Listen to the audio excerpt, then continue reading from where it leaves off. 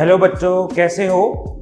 तुमने मेरी वीडियो देखी होगी। मैं एक मैथ्स और साइंस का टीचर हूँ। पहले भी मेरी कुछ वीडियोस आई हुई है चैनल में।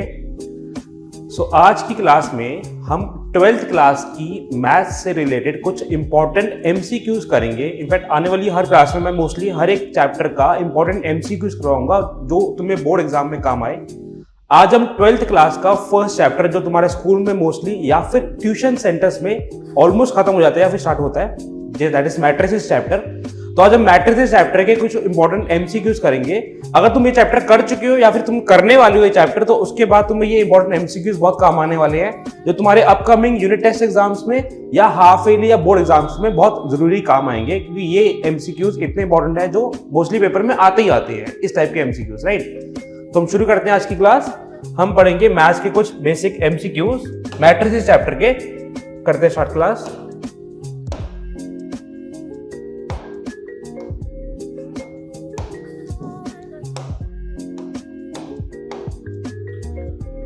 ओके, सो मैं अब अपनी आने वाली हर क्लास में नॉर्मल टॉपिक तो पढ़ाता ही हूं, बट कुछ चैप्टर्स के मैथ्स और फिजिक्स में और 9th-10th का मैथ्स और साइंस में important MCQs, assertion, reason, case study discuss करूंगा। तो तुम मेरी वीडियोस को जरूर देखना और चैनल को भी सब्सक्राइब कर लेना, ठीक है। शुरू करते हैं हम एक एमसीक्यू आज का। अगर एक matrix A is given that and this is a square matrix, you all know that if you have studied this chapter matrices, this is a symmetric matrix. हमें ये सिमेट्रिक मैट्रिक्स गिवन है, हमें इस matrix को use करके, इस condition को use करके x की वैल्यू निकालनी है। So if we are given that ये A एक सिमेट्रिक मैट्रिक्स है, तो सिमेट्रिक मैट्रिक्स की क्या कंडीशन होती है कि matrix is equal to matrix का ट्रांसपोज, राइट। सिमेट्रिक मैट्रिक्स क्या होता है? मैट्रिक्स का ट्रांसपोज इक्वल टू मैट्रिक्स। अगर मैं इन दोनों की इक्वेशन को सॉल्व करूं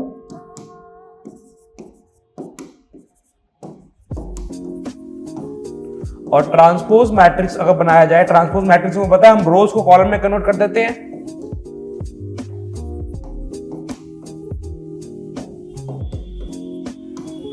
तो अगर दोनों मैट्रिक्स आपस में इक्वल है, बिकॉज हमें बोला गया कि A is a symmetric matrix, तो कंपैरिजन करके अपने आप निकल जाएगा। If you compare the second element A22 of both the matrix, A12 element if I am comparing, A12 element is this and A21 element is this, दोनों same है, तो इससे हम x की वैल्यू निकाल सकते हैं। अब यहां पर सॉल्व कर लेना, x की वैल्यू तुम्हारी आ जाएगी -4। तो this is the correct answer. Okay, moving towards next question now.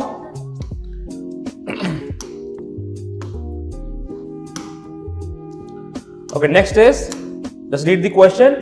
If A and B are symmetric matrices, अगर A और B symmetric matrix है, यानी A equal to A transpose and B also equal to B transpose, because दोनों ही symmetric matrix है of same order and they are having same order. Same order का मतलब अगर matrix का multiplication है तो वो भी पॉसिबल है और एडिशन सब्ट्रैक्शन भी हो सकती है अगर सेम ऑर्डर का मैट्रिक्स है तो।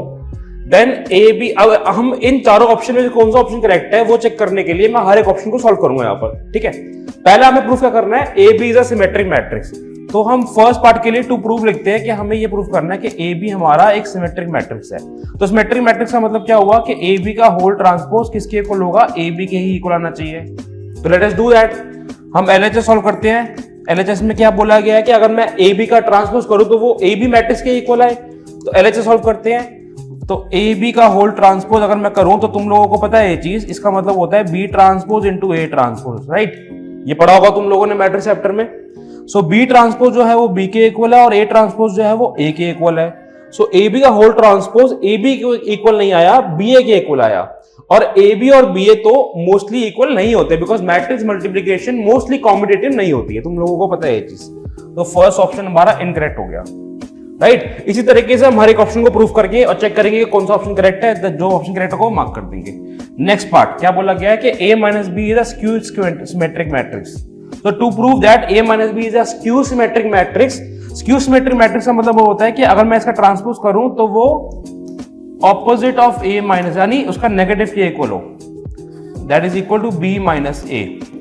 तो ये हमें प्रूफ करना है। सो हम LHS लेते हैं, A माइनस बी का whole transpose that is equal to A transpose minus B transpose. Property transpose की तुमने पढ़ी हुई है, एडिशन सब्ट्रैक्शन में सबका अलग ट्रांसपोज आ जाता है, और वो क्या हो जाएगा? A माइनस बी, क्योंकि A ट्रांसपोज A के इक्वल है, B ट्रांसपोज B के इक्वल है। So that is equal to A minus B but not equal to B minus A। A minus B is not equal to B minus understandable already.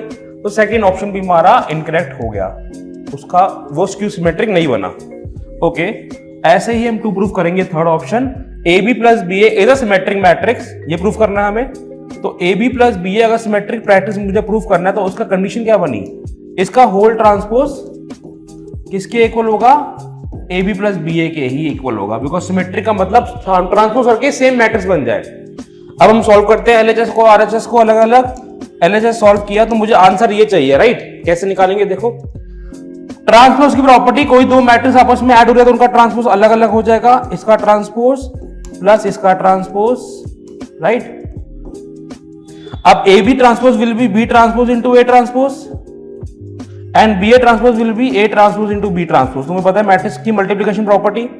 अब हमें पता है कि ए और B individually symmetric matrix है, तो B transpose B के equal, A transpose A के इक्वल, ऐसे ही ए ट्रांसपोज ए के इक्वल, बी ट्रांसपोज बी के इक्वल। सो ये आंसर क्या बन गया, this is equal to A B A plus A B, B A plus A B, right. This is equal to B A plus A B. So B A plus A B और A B plus B A तो same ही है, क्योंकि combinative तो होता है matrix का, addition subtraction, multiplication नहीं होता। इसका मतलब ऑप्शन सी हमारा करेक्ट है। सिमिलरली अब तुम्हारा होमवर्क ये रहेगा कि तुम डी ऑप्शन का भी प्रैक्टिस करो कि इसका आंसर आता है या नहीं आता। वैसे ये एमसीक्यू है, वन ऑप्शन करेक्ट है, पर फिर भी मैं चाहूंगा कि तुम डी ऑप्शन को भी इसी तरीके से टू प्रूव करके सॉल्व करने की कोशिश करो। ओके, अब हम मूव करते हैं नेक्स्ट क्वेश्चन पे।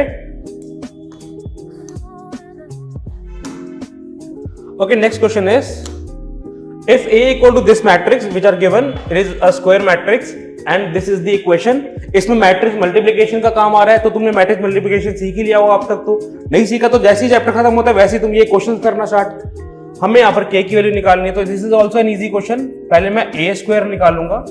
ए स्क्वायर का मतलब हम दो मैट्रिक्स को मल्टीप्लाई कर रहे हैं, और मैट्रिक्स मल्टीप्लिकेशन के लिए क्या चेक किया जाता है कि जो ऑर्डर है पहले मैट्रिक्स का उसका कॉलम दूसरे मैट्रिक्स का उसका रो के इक्वल होना चाहिए, तभी मैट्रिक्स मल्टीप्लिकेशन होगा। और जो हमारा मैट्रिक्स मल्टीप्लिकेशन होने के बाद जो नया मैट्रिक्स बनेगा उसका जो ऑर्डर होगा वो इसका रो इसके कॉलम के इक्वल होता है, इसका रो और इसका कॉलम बनता है, ठीक है। तो क्या आंसर बनेगा, नया मैट्रिक्स का भी आंसर ये बनेगा 2 क्रॉस 2, ठीक है। 1 3 3 4 1 3 3 4। ओके, स्टार्ट करते हैं मल्टीप्लिकेशन। 1 इंटू रो से कॉलम मल्टीप्लाई, सो 1 इंटू 1 3 इंटू 3 9 प्लस 1 10 हो गया, 3 और 12 15 हो गया, देन 3 और 12 15, देन 9 प्लस 16, 9 प्लस 16 इज 24। तो this is we got A square. अब ए स्क्वायर मेरे पास आ चुका है, मैं पूरी इक्वेशन को एक साथ लिख रहा हूं।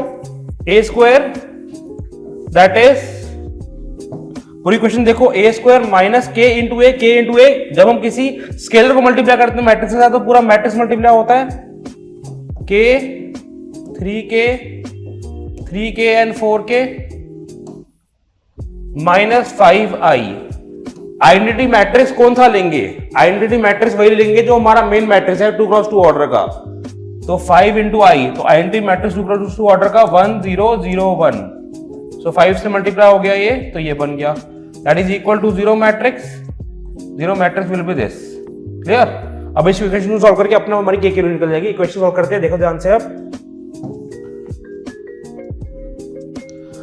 10 माइनस 5 माइनस के minus 5, so that is 10 minus के माइनस 5 इक्वल टू 0। तो एक इक्वेशन से सॉल्व हो जाएगा, कोई बड़ी चीज नहीं रही है। 10 माइनस 5 इज 5, सो के की value equal to 5। So this is the correct answer, A option.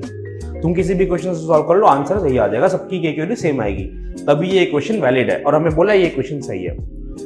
अगर तुम्हें ये क्वेश्चन में कोई दिक्कत आ रही है तो तुम मेरा कोचिंग भी ज्वाइन कर सकते हो। हम मैट्रिक्स से चैप्टर स्टार्ट करने वाले हैं, 12th क्लास हमारी स्टार्ट होने वाली है, तो हमारी ऑनलाइन ऑफलाइन दोनों क्लासेस होती है। तुम चाहो तो ऑफलाइन, चाहो तो ऑनलाइन ज्वाइन कर सकते हो हमारे साथ, और हम हर एक टॉपिक को इंडिविजुअली स्टूडेंट के अकॉर्डिंग करवाते हैं, तो ऐसी कोई इशू नहीं आता विद डाउट सॉल्विंग। एंड उसके बाद हमारे चैप्टर के बाद ऐसे MCQs, association reason, case study पे बहुत ज्यादा एम्फसाइज करते हैं, बिकॉज इन्हीं की वजह से मेन नंबर बच्चों के कटते हैं हर बार, चाहे वो कोई भी बोर्ड हो, राइट। अगर तुमको मेरी वीडियो पसंद आई तो तुम मेरे चैनल सब्सक्राइब कर सकते हो। नेक्स्ट वीडियो में मिलते हैं जल्दी से जल्दी। Okay, good bye.